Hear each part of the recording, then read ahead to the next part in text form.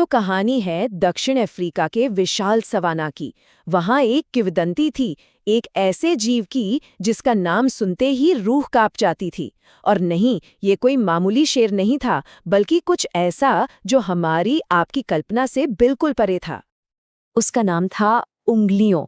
जरा सोचिए, एक ऐसा शेर जिसके पंख पंछियों वाले नहीं बल्कि हड्डियों के बने हों। जब वो आसमान में उड़ता था ना, तो जमीन पर उसकी परछाई मौत की तरह दौड़ती थी। उसकी यही अनोखी ताकत उसके खौफ की वजह थी, और यही इस पूरी कहानी का सबसे बड़ा राज भी। देखिए, उंगलियों सिर्फ एक शिकारी नहीं था, वो तो एक जालिम बादशाह बन बैठा था। उसे भूख नहीं लगती थी, वो तो बस अपने मजे के लिए शिकार करता था। जब भी उसके वो हड्डी वाले पंख खुलते थे ना, तो पूरे सवाना में ऐसी भगदड़ मच जाती थी, मानो मौत खुद आसमान से उतर आई हो। उसके आतंक का असर बहुत गहरा था। सब कुछ तहस-नहस हो गया। इंसानों ने तो वो जगह ही छोड़ दी। और जब शाकाहारी जानवर खत्म होने लगे तो सोचिए क्या हुआ। जंगल का पूरा बैलेंस ही बिगड़ गया। पूरा सवाना बंजर होने लगा था। पर उंगलियों को उसे भला क्या फर्क पड़ना था। पर सबसे बड़ा सवाल तो यही है, आखिर एक शेर के पंख आए कहाँ से? इस गुत्थी को सुलझाने के लिए चलिए थोड़ा समय में पीछे चलते हैं, उस वक्त में जब उंगलियां आज जैसा नहीं था। एक जमाना था जब उंगलियों कोई पंखों वाला दानव नहीं, बल्कि एक बहुत ही कमजोर छोटा सा शावक था। इतना कमजोर कि उसके अपने ही झुंड ने उसे अकेला छोड़ दिया था।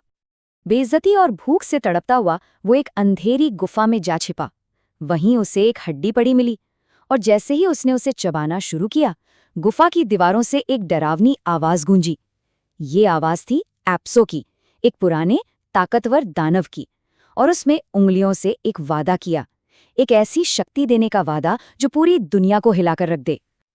तो सौदा पक्का हो गया। उंगलियों को मिले पंख और बेहिसाब ताकत, और बदले में उसे दानव एप्सो को लगातार हड्डियां लाकर देनी थीं।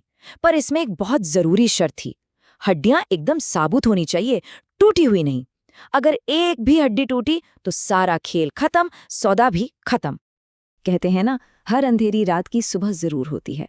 तो इस खौफ के माहौल में एक ऐसे हीरो का जन्म हुआ जिसकी किसी ने कल्पना भी नहीं की थी। मिलते हैं बुनफ्रॉम से। देखने में तो एक छोटा सा वोल मतलब चूहे जैसा जीव, पर दिल का बहुत बहादुर। एक तरफ था उंगलियों जिसकी ताकत उसकी ज्यादती थी, और दूसरी तरफ था बुनफ्रॉम जिसकी असली ताकत थी उसकी हिम्मत और उसकी समझदारी। एक दिन क्या हुआ, ब्रूनफ्रॉम की मुलाकात हुई गुफा के दो रहस्यमयी रखवालों से। वो दो नीले कौवे थे। उन्होंने ब्रूनफ्रॉम को असली सच बताया कि वो हड्डियां सिर्फ उंगलियों की ताकत का सोर्स नहीं है, बल्कि वो उस दानव एप्सो को दोबारा जिंदा करने के लिए हैं। उसे हराने का बस एक ही तरीका था, उन सारी हड्डियों को तोड़ना। और कौवों को पता था कि ये काम सिर्फ एक निडर और समझदार जीव ही कर सकता है, और वो था ब्रूनफ्रॉम। बस यहीं से उस जालिम के अंत की शुरुआत हो गई। ब्रूनफ्रॉम ने एक प्लान बनाया, उंगलियों को उसकी उस उधार की ताकत से हमेशा के लिए मुक्त करने का। ब्रूनफ्रॉम ने अपनी अकल का इस्तेमाल किया। सबसे पहले उसने पहरेदार कौवों को बातों में लगाकर वहां से थोड़ी देर के लिए दूर भेज दिया। फिर जैसे ही मौका मिला, वो चुपके से गुफा के अंदर घुस गया, और अंदर जाकर उसने दानव की ताकत का जो मेन सोर्स था, मतलब वो हड्डियां, उन्हें एक एक करके तोड़ना शुरू कर दिया।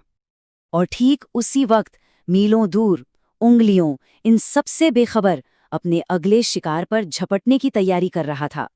मगर जैसे ही उसने हवा में छलांग लगाई, वो ऊपर उड़ने की बजाय सीधा जमीन पर आ गिरा।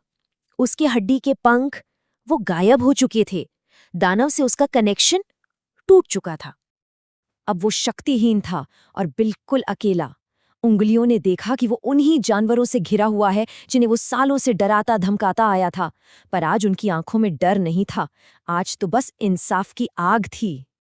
उंगलियों का अंत हुआ, और इसी के साथ सवाना में एक नए दौर की शुरुआत हुई। खौफ का वो साया आखिरकार हट चुका था। जैसे ही उंगलियों गिरा, एक जबरदस्त भूकंप आया।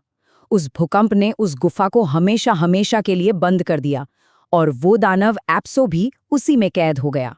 हमारा हीरो ब्रूनफ्रॉम अपनी शांत जिंदगी में वापस लौट गया, और सवाना वो धीरे धीरे फिर से हरा भरा होने लगा। प्रकृति का जो बिगड़ा हुआ संतुलन था वो वापस लौट आया था।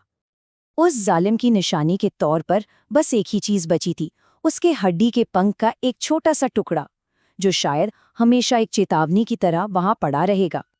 ये कहानी हमें एक बहुत बड़ा सवाल पूछने पर मजबूर करती है कि जो ताकत बिना मेहनत के गलत रास्ते से मिलती है, उसकी असली कीमत क्या होती है। शायद इसका जवाब उंगलियों के अंजाम में ही छिपा है।